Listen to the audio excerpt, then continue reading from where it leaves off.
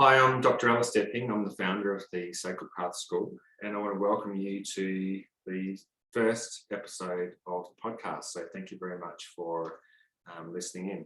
I want to just start off just by explaining how this is working. So obviously, well, you're probably listening to the audio at the moment. There's also a YouTube channel. If you want to watch the video with the slides, you can go to the YouTube channel, which is obviously just the Sacred Path School. And there's also a Facebook page and a LinkedIn page if you want to connect with the Sacred Path School. And also, I'm in the process of uploading courses, short courses to Thinkific. All right, so I just want to quickly explain who I am. Obviously, you can Google me, you can check out who I am. But I suppose in summary, I'm somebody who's always asked why. Why are we here? What's the purpose of life? How do you lead a good life, etc. And I've been very fortunate. My parents, gave me the opportunity to ask those sorts of questions. I was able to go to a good school. When I got out of school, I was able to earn enough money to travel quite extensively throughout the world and look at the way different cultures and different traditions have answered those sorts of questions. I've also been very fortunate to be able to study those sorts of things academically, and I've got a PhD in applied ethics. In particular, my speciality is why good people do bad things. So yeah, I've always looked at, as I said, those questions of like, how do you lead a good life? The Sacred Path School is an extension of that. And where I've got to is I feel like what's happening in the world at the moment is a pretty challenging environment, and that we need to be able to think about things differently. So the aim of the Sacred Path School is to be a little bit thought-provoking, put forward some different ways of looking at the world, ways of answering those sorts of questions, etc. And obviously the podcast is an extension of that. My thinking is that the first part or the first few episodes of this podcast are basically going to, I suppose, sort of lay down a way of looking at those sorts of questions. And then after that, what I would like to do is to explore the way different teachers and different teachings answer the question of, how do you lead a good life, and what are we actually doing here? So I want to just tell you a little story just to explain this. So about, how long ago? About 6 years ago, I was very lucky to take a bit of time off and travel around Europe. And at the end of our trip, we were away for almost 6 months. At the end of our trip, we ended up staying quite close to, we were close to Florence and Pisa. So you probably know Pisa from the Leaning Tower at Pisa. But close to Pisa is another city called Lucca. And it's a walled city, which fascinates me. So the walls were built around about, I think, 1200 AD, and it's an amazing little city. But in that city, there's a church, and inscribed on one of the pillars of the church, not very big, it's only about, I don't know, probably 30 centimetres, 12 inches in diameter, something like that. There's a labyrinth. And the labyrinth really fascinated me because inscribed next to the labyrinth in Latin is a inscription that says, "This is the labyrinth built by Daedalus of Crete. All who entered therein were lost, save Theseus, thanks to Ariadne's thread." And I know you probably know, if you look at the information for the Sacred Path School, you see that the logo for the Sacred Path School is actually that labyrinth. And I find it fascinating because the labyrinth is a metaphor for life. And essentially what the labyrinth says is that it's synonymous to, going through the labyrinth is kind of like the search for the grail. So you're searching for meaning in life or enlightenment. And, there's dead end paths along the way, there's progress along the way. But the message from the labyrinth is that only if we follow the thread of Ariadne, so Ariadne's thread, which appears to us in everyday life with its dead ends and uncertainties, only if we can find this leading thread and follow it, then we can find a way out. So everyone has a possibility of a way out because everyone has the help of Ariadne's thread. The challenge is in recognizing it. So for me, when I think about this story, there are some good what would you call it, sort of lessons for life, if you like, or assumptions that we can take into life about how we answer those questions of how you lead a good life. And the first thing I would say is that there is purpose in life. And secondly, that there is a path that you can walk through life, which I would call a path of ascension. And if you think about that, I would say any religious or spiritual teachings, they teach that there is a particular path that you can lead or walk through life that allows you to ascend in some way. So if you're following the teachings of Christ, then ascension is really about becoming more Christ-like. Buddhism is becoming more Buddha-like, etc., etc. And that is what's called a sacred path. So hence the Sacred Path School.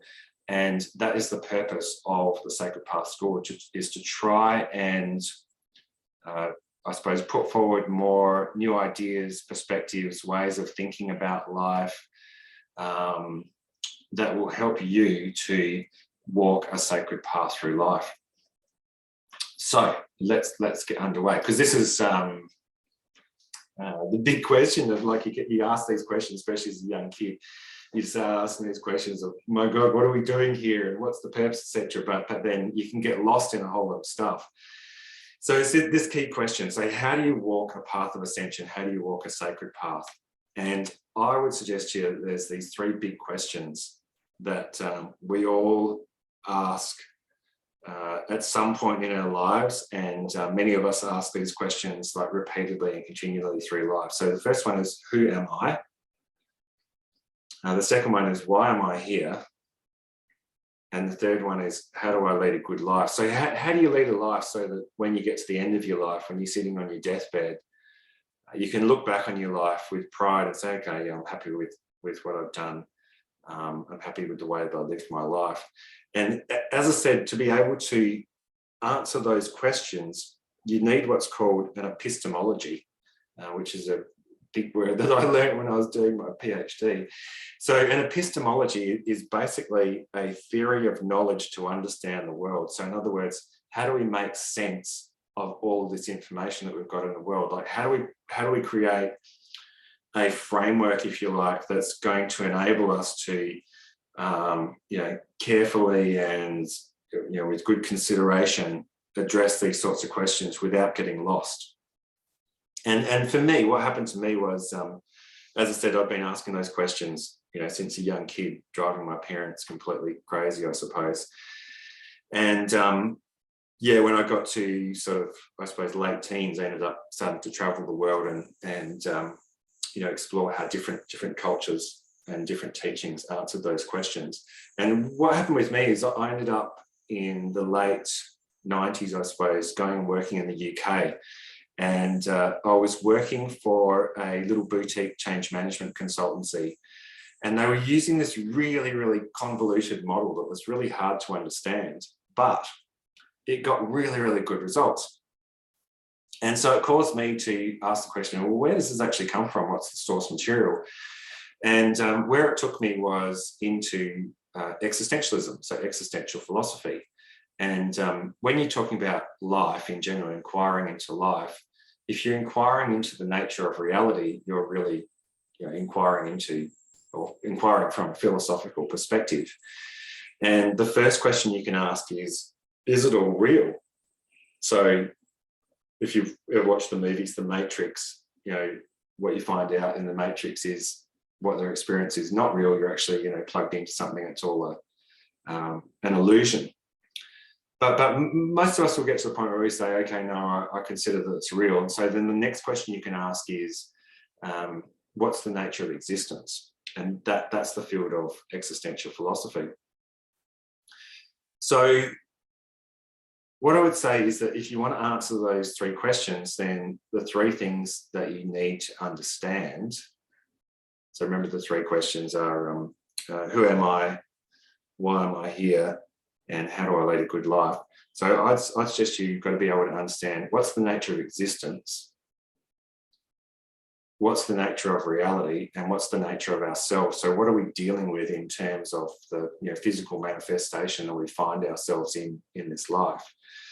So let's just start with the nature of existence. And if you've watched I uploaded a sort of half-hour intro to existentialism, both the YouTube channel and also to Thinkific, which goes into this in a little bit of detail. So there's a bit of crossover if you've already watched that. But yeah, here's the first question. So what's the nature of existence? And as I said, this is existential philosophy. And with existential philosophy, the key relationship is between being and time. So to understand that over a period of time, our states of being change. And most of us can look back, 5 or 10 years and see how we have evolved. And remember, what we're trying to do here is we're trying to find an epistemology, so a way of looking at life that's going to enable us to actually pull it all apart and make some sort of sense out of it. And so from an existential perspective, as I said, that key relationship is between being and time. And we exist in these 3 realms. So not rocket science, past, present, future. And basically what happens is we begin pretty much as a blank sheet.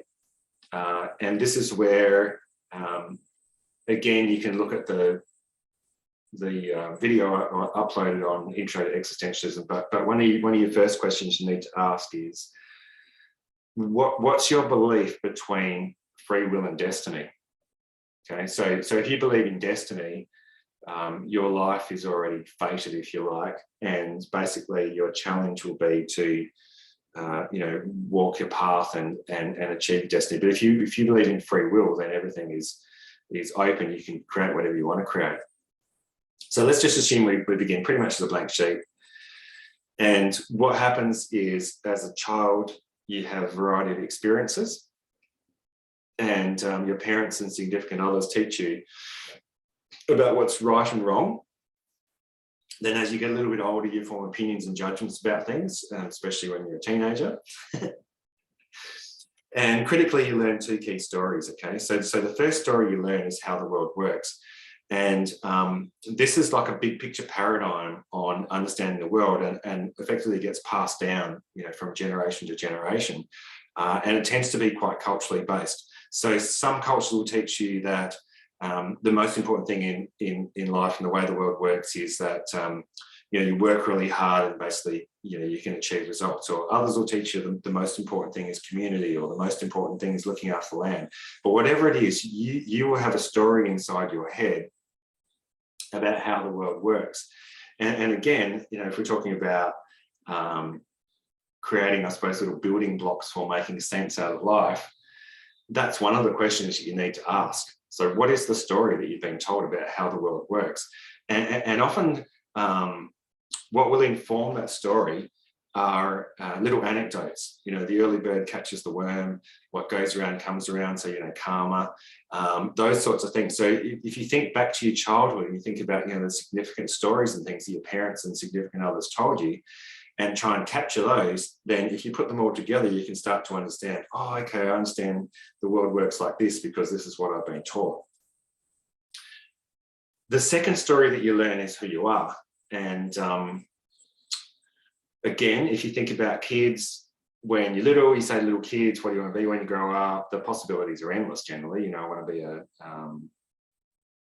race car driver, astronaut, ballet dancer, prime minister, whatever. It's really quite endless.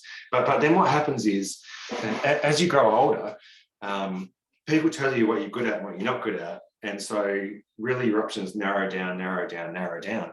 So you might have started off thinking, okay, I want to be a great sports star. But as you sort of come into your teens, you don't grow as quickly as your peers or something like that.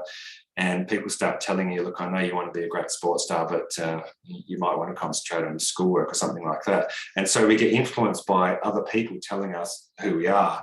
And in existentialism, this is what Martin Heidegger in particular, who's one of the, I suppose, fathers of existentialism, talked about as the influence of them. And anyway, so what happens is, pretty much as you get to round about teenage years, so you're sort of going into high school, you start to get a good idea of what you're good at and what you're not good at, and you develop what's called a winning strategy. So a winning strategy is a strategy that enables you to get what you want to get. So you learn what works for you to achieve what you want to achieve in life.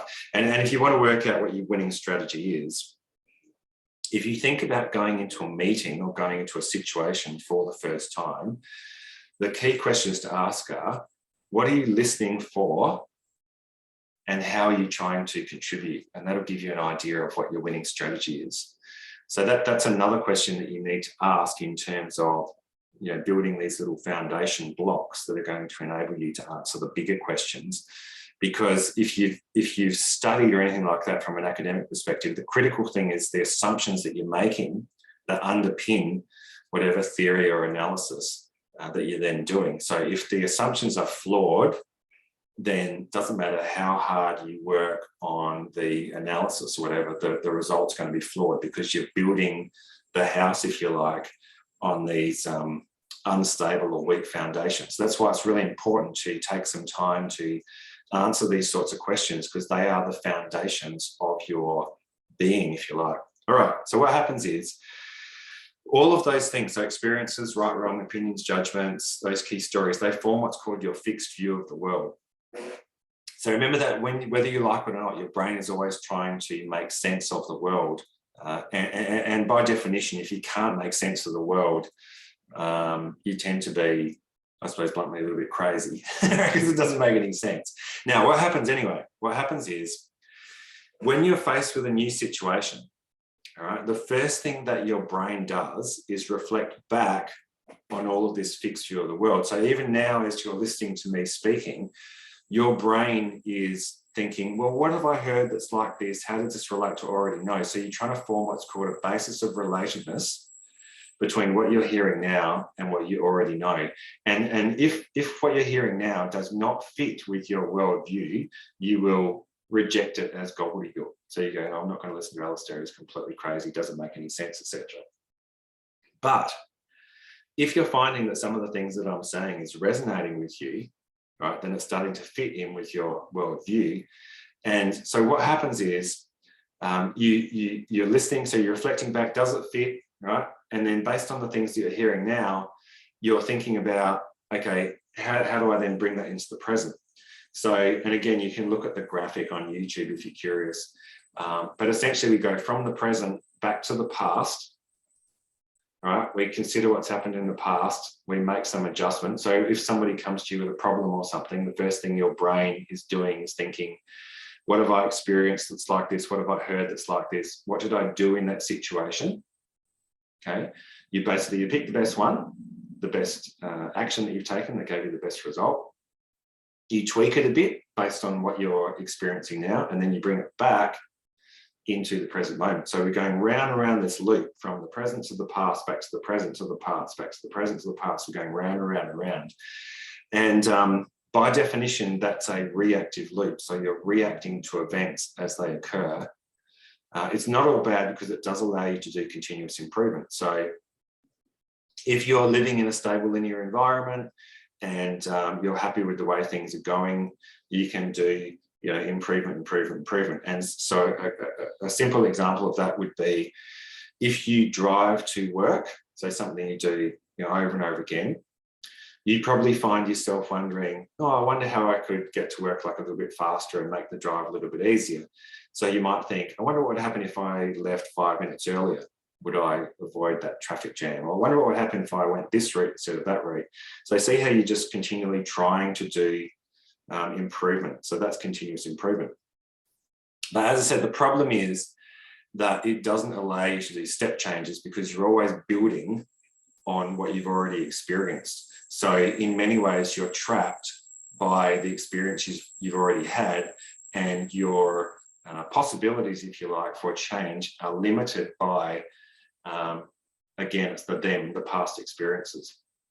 Okay, now, and just to put this into context, so obviously at the moment with what's been happening in the world in the last couple of years with the whole COVID pandemic and that, it's thrown a big spanner in the works, because it's limited our capacity to be able to forecast forwards about what's going to happen.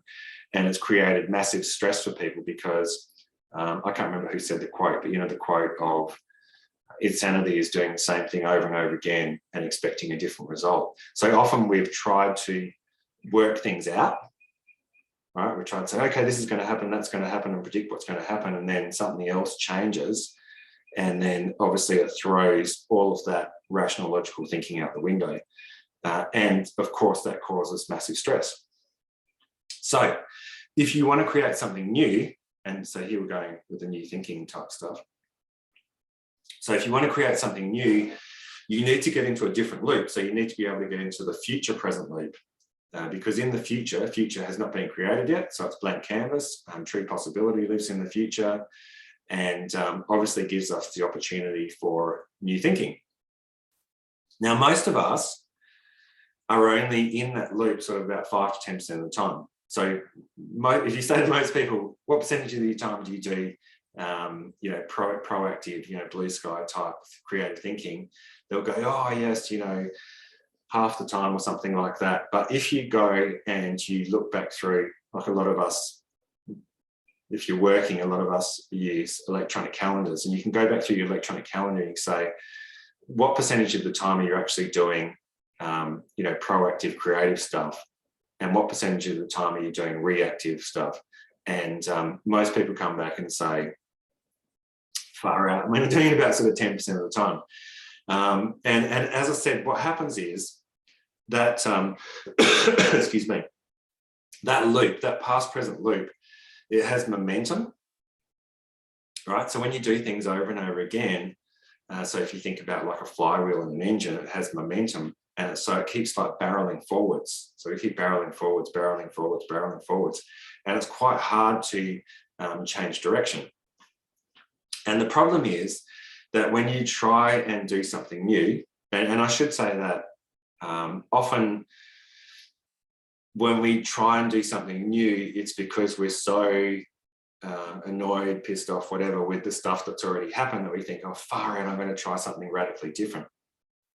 So you might try a new job, hang out with a new group of friends, do some new type activity, which is terrifying because you're stepping out of your comfort zone. But what basically G's you up is this dissatisfaction with what's happening now. The problem is when you have these new aspirations, they can create this internal conflict, because one part of yourself basically wants to continue doing the same thing over and over again because it's really safe and comfortable.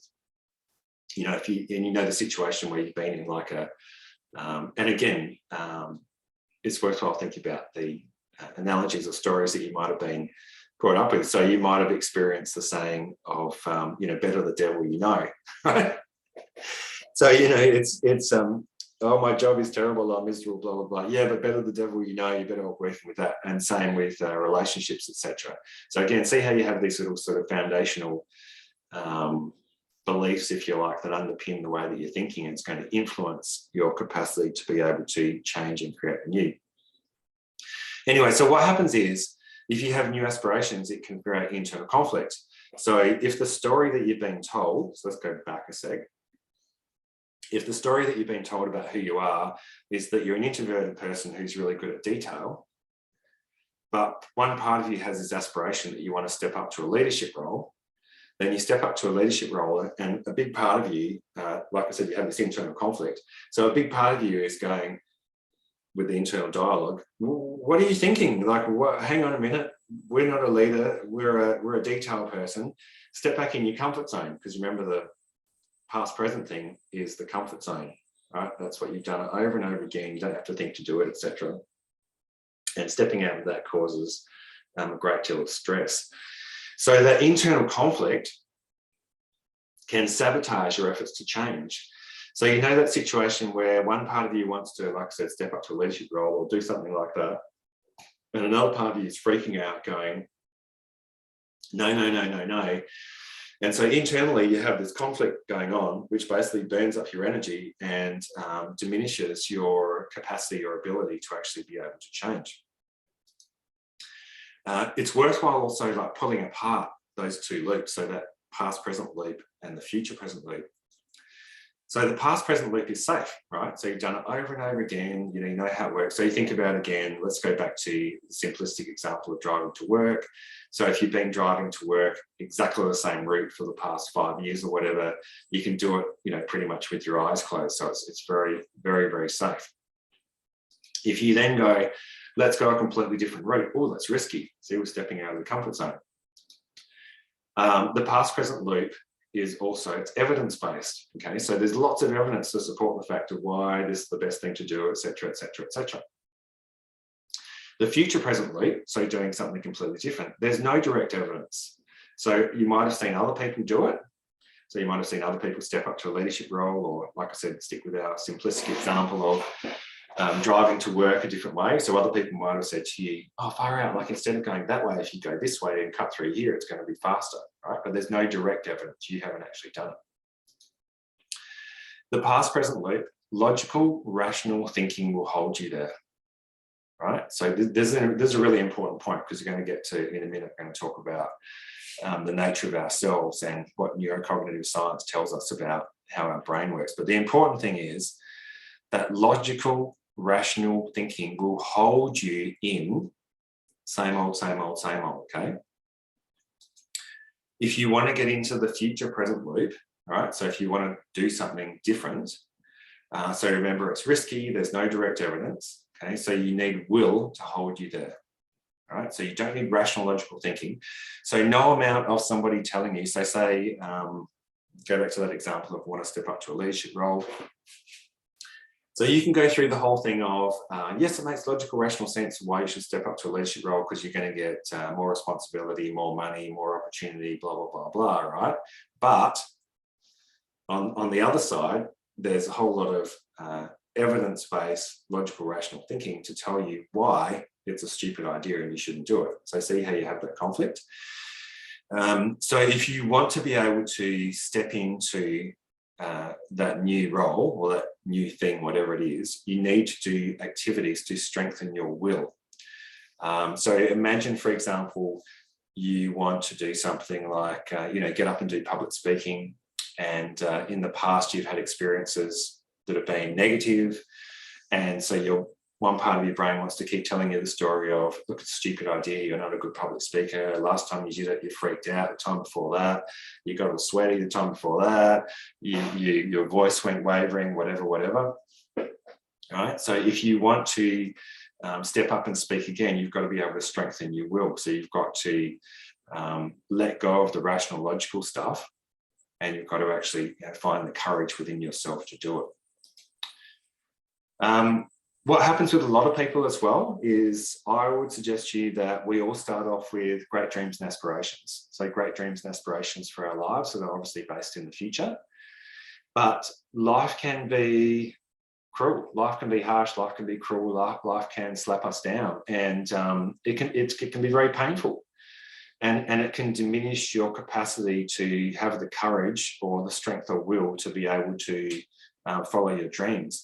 And so what happens with a lot of people is you get to the point where you say, nah, far out, this is just too hard. I'm just going to actually, stick to my knitting, mark out my territory and defend my territory.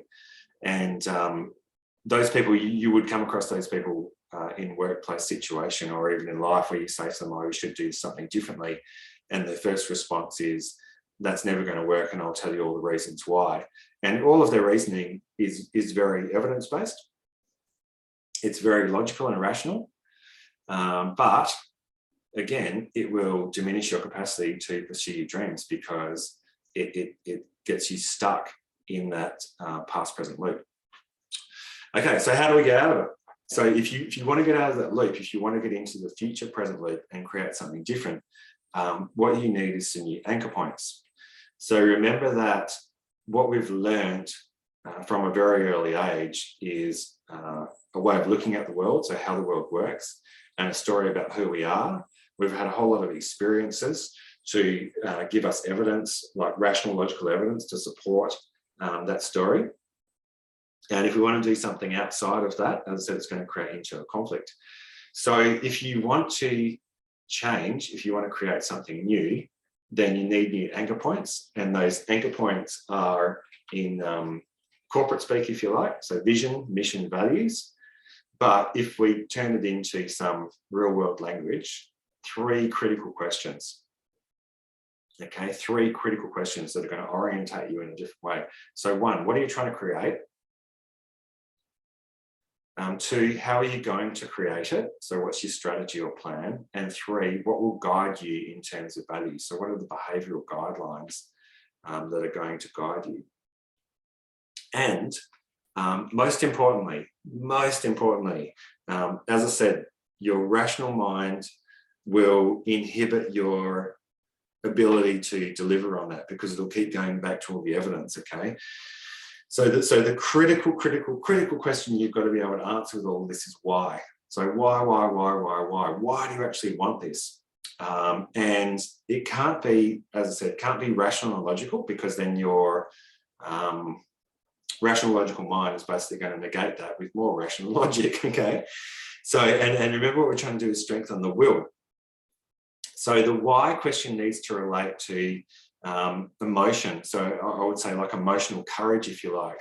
And what you're looking for is what's called activation energy. So what's the energy?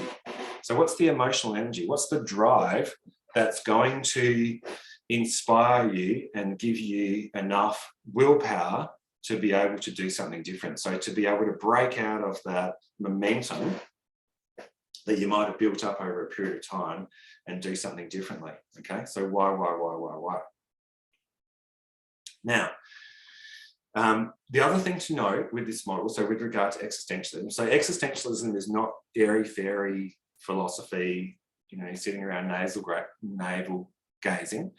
Existential philosophy is very concerned with the practical, with the applicable, with like, how do you actually do it? How does it actually manifest in this physical realm that we're living in? And so it's worthwhile noting as well. So if we go back to that model, so remember the 3 domains that were existing, so past, present, future. So it's worthwhile go back to that model and just think about it. So the past is a talk fest that changes nothing. Okay, so we can talk about, you know, you and I can talk about things that have happened in the past. We can do all the analysis. We can work out who was right, who was wrong, who's to blame, etc., but it will change nothing, right? So be really clear about it. It will change nothing. The only thing you can change about the past is your attitude to the past. The interesting thing is to note as well, though, is that the future realm is also, or can be, sorry, a going to conversation that, again, changes nothing. So we've all come across people who have these great big grand ideas that can be really inspiring, but unless you actually do something about it, it changes nothing. It's the gonna do this, gonna do that conversation. So people are always going to do things, and you maybe see them like a year later or something. You say, what happens to that fantastic idea that you had? And they'll say, oh yeah, I was going to do that. But now I've got this better idea, I'm going to do this instead. Okay, but you know that they're never actually going to do anything, because power lives in the present moment. So the present moment is the point of power. It's where spirit and matter connect, right? And it's where you have an opportunity to influence the material world, right? So remember that with this sort of philosophical discussion, if you like. So remember, your first question is it real or is it an illusion? Okay, we've decided it's real. All right, so we're delving into what's the nature of existence. And what I'm suggesting to you is you can look at this framework, existential framework, where the key relationship is between being and time. Okay, so 3 realms. But the intersection point, if you like, between spirit and matter, as I said, is in the present moment. So the present moment is the point of power, right? And the way that we exercise power is by taking action. And that's where, again, like if you go back to what we were talking about before about having dreams and aspirations, is that you need the why. So you need the activation energy. You need the emotional charge, the willpower, the courage that's going to enable you to cross the bridge from theory, from aspirations that are, dreams and aspirations that live in the future, to cross that bridge into the present moment and drive it into action. The other really interesting point to note with this model, okay, is that if you think about the way that we are educated in the West, so in the West, we're basically educated with Socratic type philosophy. So Socratic type philosophy essentially says that if you are faced with a problem in the present moment, so remember that the problem that we're considering is, excuse me, the problem that we're considering is, how do you lead a good life, right? So how do you lead a good life? How do you create change? And from a Socratic perspective, if you're considering that sort of question, your first step, if you like, is to look backwards. So go backwards into the past. Okay, so how did I become like this? Like, what's the root cause of the problem? And so you might go back and say, okay, the root cause of the problem, of course, is my parents, right? But anyway, what you're trying to do is you're trying to look for the root cause of the problem so that you can then create a solution which you then project forwards, okay? So from a Socratic type perspective, time goes forwards. So you go past, present, future, okay? But from a existential perspective, time actually goes the other way around, right? So the future becomes the present, which then becomes the past. So we plant seeds of possibility in the future, right? And then the future comes towards us, right? And then we take action in the present moment, right? And then that creates an outcome, all right? So if you think about starting a course or going into a situation like that, you have aspirations, right? Dreams are aspirations. Then you have experiences in the present moment. So I have a dream, let's go back to that one. I have a dream to be a good public speaker, okay? You have an experience in the present moment. So say you have a negative experience in the present moment. And then after the present moment, you tell a story about what's actually happened, right? And that becomes the past.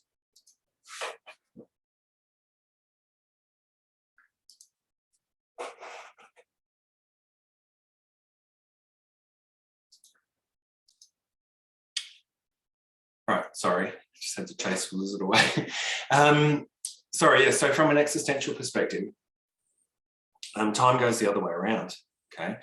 And if you think back to one of the first questions I suggested you need to ask, which is what's your belief of free will versus destiny?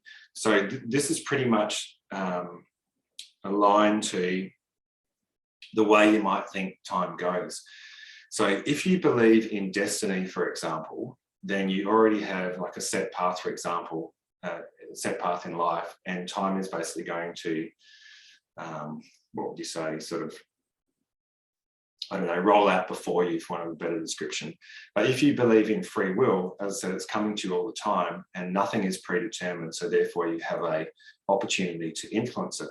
I'd say to you that most of us have a mix between the two. And so again, it's worthwhile asking that question because that's going to influence some of the, I suppose, deeper analysis and deeper questions that you can ask as we go into this. All right, but the critical point to make out of this is that from an existential perspective, time flows towards us. All right, so if you understand that time is flowing towards us, there's different things that you need to do in those different realms. And it's probably worth just sort of briefly going back to the point that I made with regard to our experience with COVID, and that is that often what we've been trying to do is use that Socratic type methodology. So doing the analysis, looking back and saying, okay, this is the solution, then projecting it forwards. And then something changes. So in an uncertain environment, obviously things are changing pretty rapidly. Then something changes and all that analysis goes out the window. It didn't make any difference. From an existential perspective, you want to flip it around the other way, and you want to be asking the questions of what is it that I'm trying to create?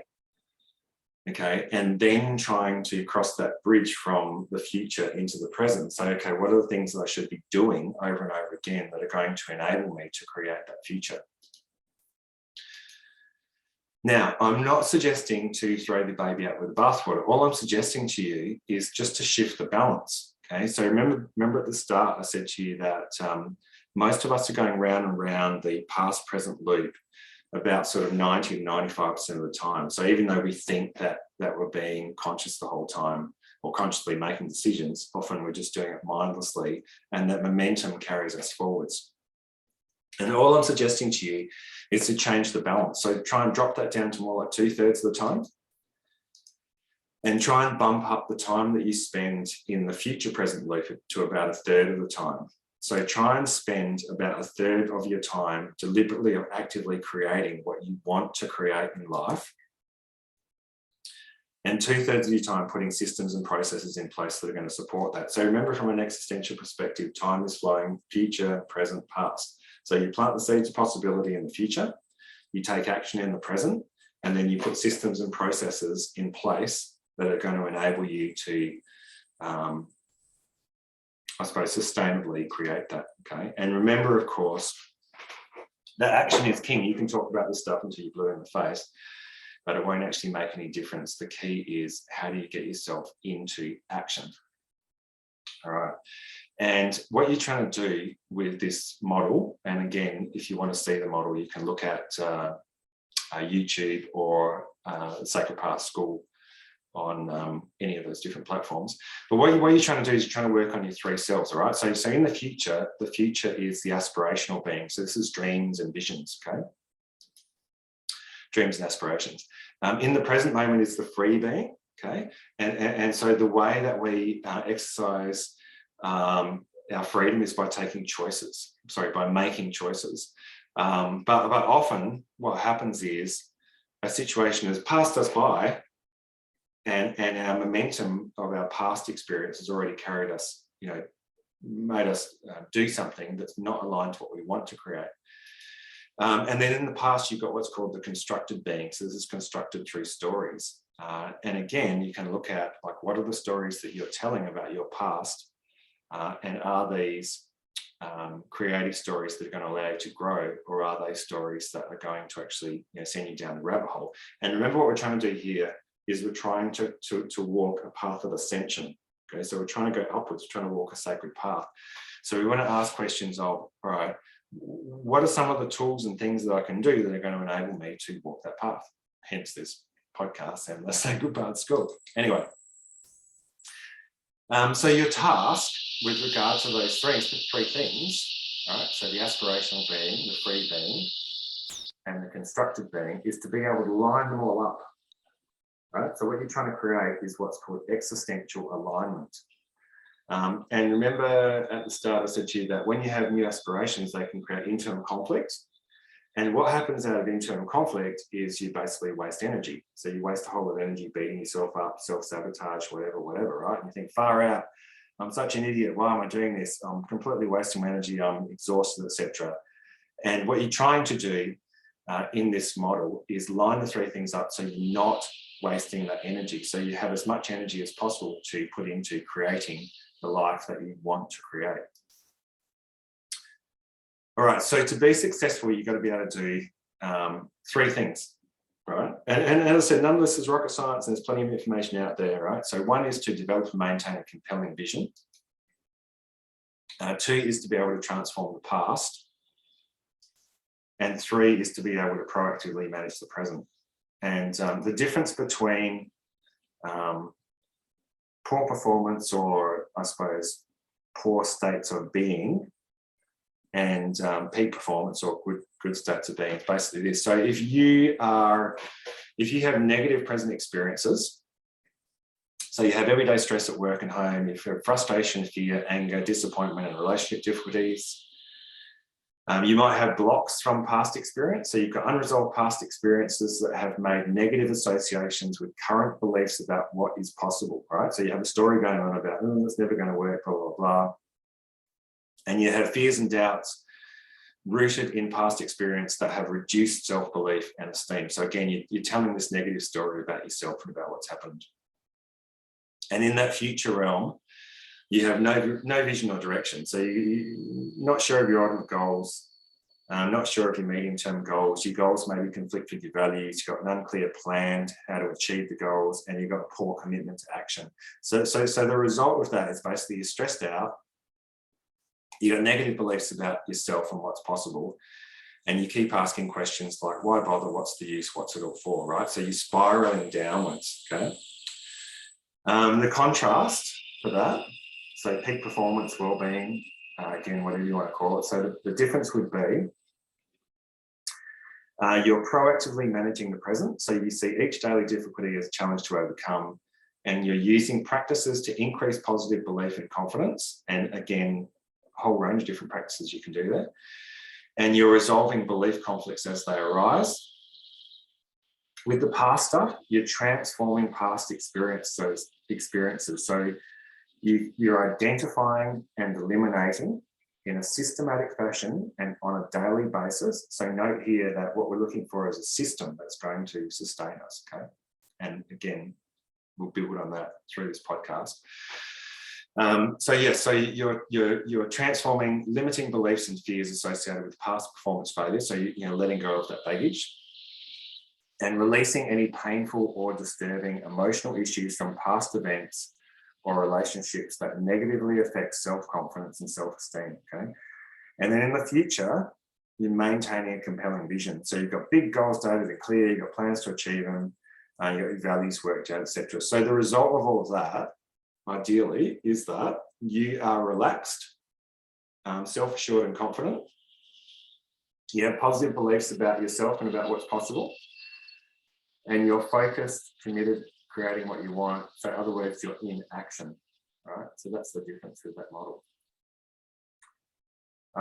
And so always with existential stuff, the critical, or the place to start, I suppose, is, remember, go forwards instead of going backwards. So don't go backwards into analysis. Why is this happening to me? What's wrong with me? What's happened in my past, etc. You want to flip around the other way, go, that's really interesting, but what we want to do is ask, what's your vision? Excuse me. And again, just briefly, mostly in the West, we're pretty crap at doing visioning. The closest we often get is like a job interview when they say to you, where do you see yourself in 5 years' time? But actually you can do visioning in 5 different areas. So physical, mental, emotional, material and spiritual. I put it in the other top, but it's fairly easy to get a read on how you're going in those areas. So you can go, okay, with physical, how are you going out of 10? So in terms of eating well, sleeping well, exercising well, straight away a number will jump into your head. Same with emotional. So in terms of being in touch with your emotions, expressing them in a healthy way, forming good relationships with people, how are you going out of 10? Mental. So in terms of being sharp on the ball, how are you going out of 10? Materially happy with the things that you have in your life. And then spiritual. So spiritual means different things to different people. But essentially it's a connection with the unseen aspects of life. And again, you can, for some people, means walking the dog, watching sunsets, others all the way through to prayer and meditation. But again, you can put a number on it out of 10 quite quickly. And then the trick, obviously, well, not obviously, but the trick out of that is how to actually translate that into reality. So what are the things that you need to be continually doing that will enable you to be like that, right? So that's a quick look at existentialism, if you like. All right, so now the second question that is worth asking to try and, as I said, build a foundation where you can like dig into this stuff in more depth. So the second question is, okay, well, so what's the nature of reality? Right, so what are we dealing with in terms of reality? And here we're looking at the field of quantum physics, right, which is, quantum physics is weird and wonderful stuff. I heard somebody explain quantum physicists as modern day shamans, because it's kind of like that. So quantum physics tells us this, so that we are all connected by a quantum field, right? So there's a field that connects us all together. We're all influenced by that field and constantly have an opportunity to influence the field. So the field influences us and we're able to influence the field, okay? And there is an observer effect that brings waveforms into being. So that is, you attract what you observe. So that whole stuff of, law of attraction stuff, which is kind of like the airy-fairy, there is a basis for it in quantum physics. Some of the stuff that comes out of that is that basically, what expands is what you pay most attention to, et cetera, et cetera. And even to the point of if you think about, maybe being in a meeting or with a group of friends or something, and you're sitting around, you're all happy, and then somebody comes into the meeting or into the gathering who has quite a strong personality, then they instantaneously can change the whole sort of vibe, right? So basically the vibe is the quantum field. And if you understand that, then you go, oh, okay, that's really interesting. So just to reiterate, so we are all influenced by that field, okay?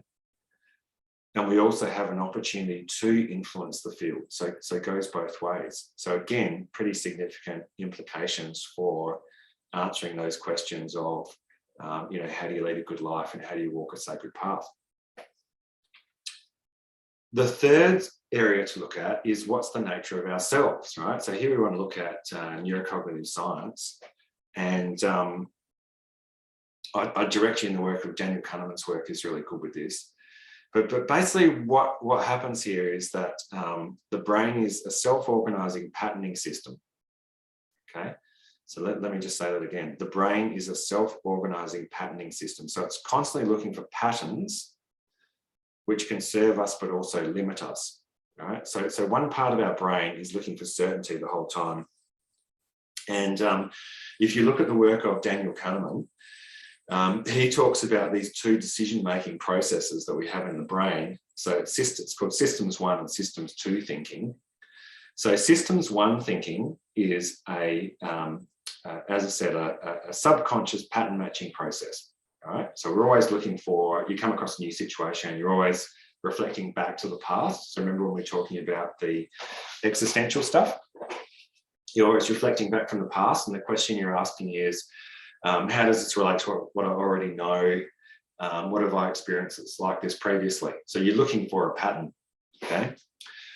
Systems 2 thinking is higher order conscious reasoning. So it's when you're forcing yourself to stop and actually carefully go through all of the available information and make a cognitive decision, okay? Now the problem is that higher order conscious reasoning uses about 4 times as much energy as subconscious pattern matching. And don't ask me how they work that out, but apparently that's the number. So from a survival perspective, so remember at our base level, we're animals trying to survive, okay? So from a survival perspective, we default into subconscious pattern matching. Okay, so we default into subconscious pattern matching. So before we even have an opportunity to address whatever issues before us, we default into subconscious pattern matching. So remember before when we were talking about wanting to change something, and I was saying to you, you need to find the answer to the question of why. And the why needs to be from an emotional perspective. And what you're looking at, what you're looking for is what's called activation energy. So you need the energy that's going to activate systems 2 thinking and get you to actually stop and think about it, right? So that's what you're dealing with. And the really weird part about this is that human beings are incredibly delusional, right? So we think that most of the time, we're thinking about stuff, we're making conscious decisions, but the simple reality is the majority of the time we're just pattern matching. Okay, so that's the first part to be aware of with the nature of ourselves. The second thing to be aware of is, again, neurocognitive science, is that neuroplasticity tells us that we can reshape our brains throughout our entire lives. Okay, so we can change. We have the capacity to change, and we have the capacity to change the very physiology of our brains by doing specific things.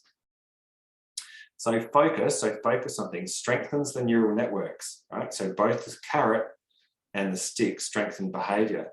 So remember, just step back to what we were just talking about a minute ago about the nature of reality and quantum physics, and about that whole thing of, you know, what you focus on expands, etc. Okay, so see how it crosses over into the neuroplasticity stuff.